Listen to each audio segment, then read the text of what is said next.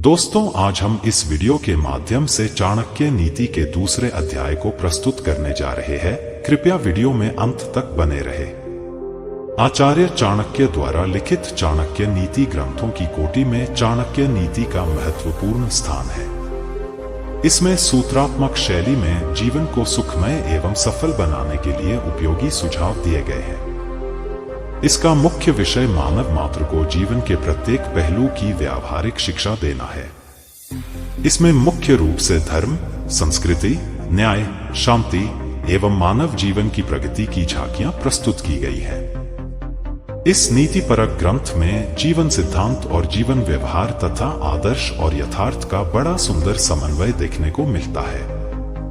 क्या आपने कभी सोचा है कि आपकी सबसे करीबी रिश्तों में भी छुपे हुए दुर्गुण हो सकते हैं? यह सवाल चाणक्य के नीति सूत्रों में गहरे अर्थ समेटे हुए है।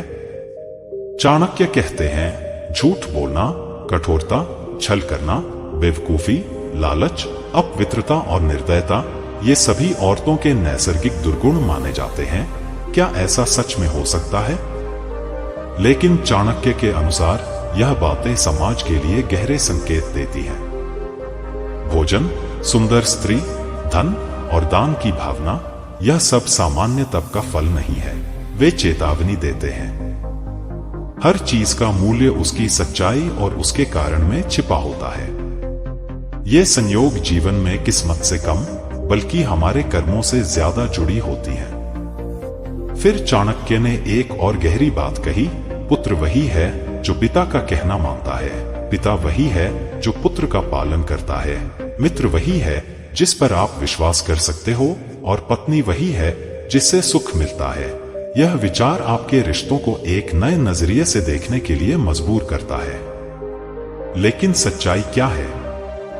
क्या आप उन लोगों से बच पाएंगे जो आपके सामने मीठी बातें करते हैं लेकिन पीछे से आपकी तबाही की योजना बनाते हैं? चाणक्य ने कहा, ऐसे लोग उस विष के घड़े जैसे होते हैं जिनकी ऊपरी सतह दूध से भरी होती है। अब सोचिए, क्या आप उनके जाल में फंसेंगे?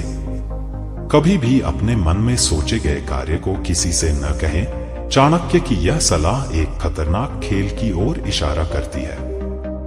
यदि आपने अपनी योजना दूसरों को बता दी तो वे उसे बिगाड़ सकते हैं। इसलिए चुप रहकर अपने कार्य को अंजाम तक पहुंचाएं।